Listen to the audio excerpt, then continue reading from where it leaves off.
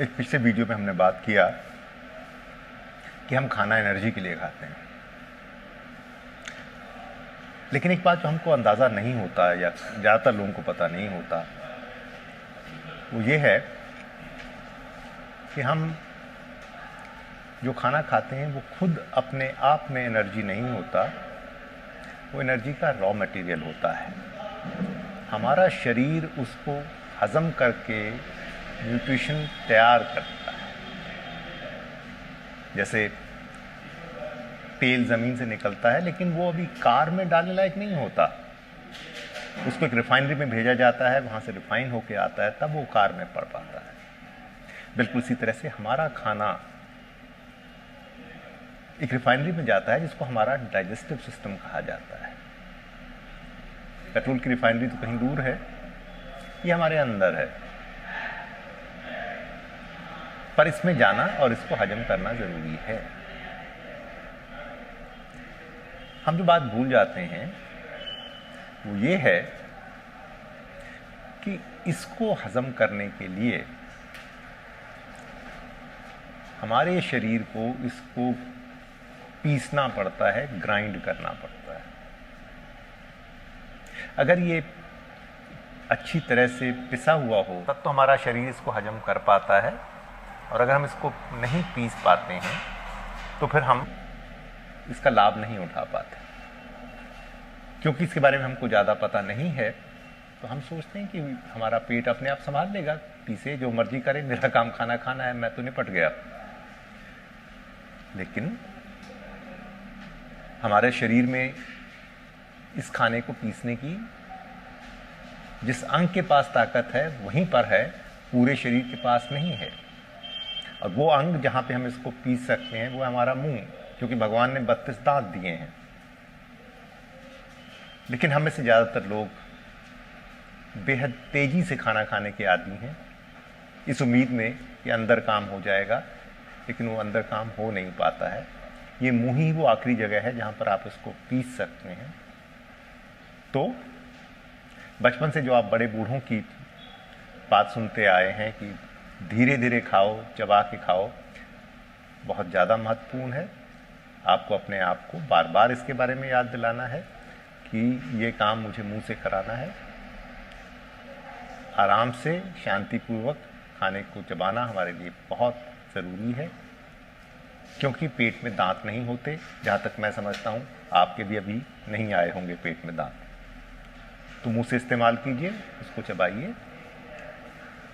याद रखिए कि हम पूरे दिन जो मेहनत करते हैं रोजी रोटी के लिए करते हैं, शरीर को चलाने के लिए ही करते हैं।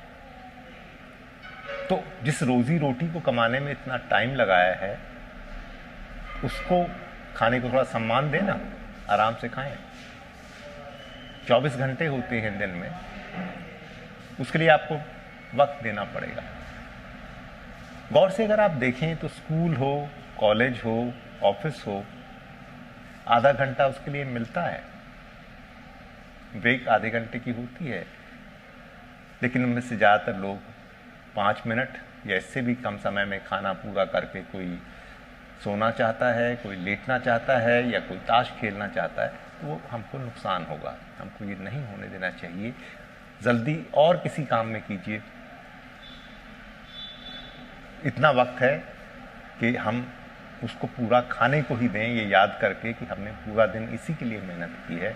तो आप पाएंगे कि आप अपने शरीर को ज़्यादा स्वस्थ भी रख पा रहे हैं और खाने से ज़्यादा लाभ भी पा रहे हैं। हमारी बहुत बड़ी ट्रेजेडी है कि एक तो हम जितना टाइम देना चाहिए उतना टाइम ही नहीं देते, और जो थोड़ा सा वक्त बिताते भी हैं उस वक्त भी हम किन्हीं और चीज़ों में एब्जॉर्ब रहते हैं। कोई टीवी देखना चाहता है, कोई अखबार पढ़ना चाहता है या कोई बातें करना चाहता है। तो खाना एक सेकेंडरी मैकेनिकल चीज़ होनी शुरू हो जाती है। इसकी वजह से हमारे साथ न सिर्फ उसके फ़ायदे नहीं मिल पाते बल्कि उल्टे नुकसान होते हैं। जिस काम को हमने पूरा दिन करके कमाई की है इसलिए कि हम 2 रोटी खा सकें, वो टाइम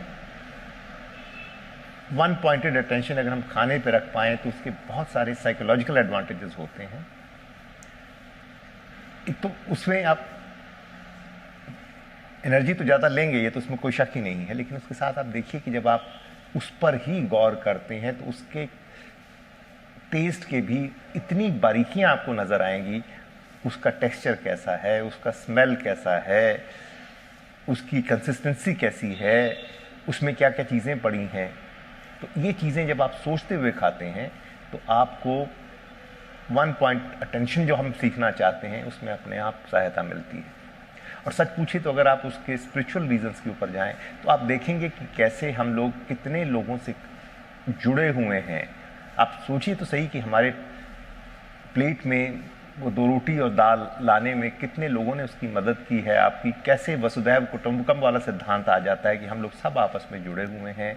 किसी ने वो खाना आपको ला कर रखा है, किसी और ने उसको बनाया है, उससे पहले किसी ने और ने उन चीज़ों को बेचा है, उससे पहले किसी ने और ने उनको उगाया है, किसी ने साफ किया है। तो आपके इतनी छोटी चीज़ के लिए भी 50 लोगों ने आपकी सहायता की है। तो आप पाएंगे कि पूरा हम एक परिवार की तरह हैं। तो एक सेंस ऑफ बिलोंगिंग आती है, अपनापन आता है। तो मेरी आपसे राय है कि ये जो थोड़ा सा टाइम हमको मिलता है खाना खाने के लिए, एक तो जितना उसके लिए अलॉटेड टाइम है उसका पूरा फ़ायदा उठाया जाए। कुछ को तो मिलता ही कम है, हमारी नौकरी ऐसी होती है, हमारा काम ऐसा होता है कि हमको 10 मिनट ही मिलते हैं। तो जिसके पास इससे ज़्यादा टाइम है, एक तो उसके पूरे टाइम का लाभ उठाए और फिर उस टाइम को पूरी तरह से जिस काम को कर रहे हैं उसी पे दें। क्योंकि जितनी भी मेडिटेशन होती है उसमें ये होता है कि एक चीज़ पे फोकस करना। हमारा डिफ्यूज जो अटेंशन होती है वो किसी काम की नहीं।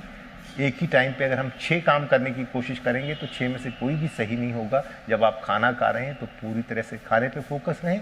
जब टीवी देखें तो टीवी देखिएगा, जब अखबार पढ़ना है तो अखबार पढ़िएगा। एक टाइम पे मल्टीटास्किंग आप करेंगे तो कुछ भी सही नहीं होगा।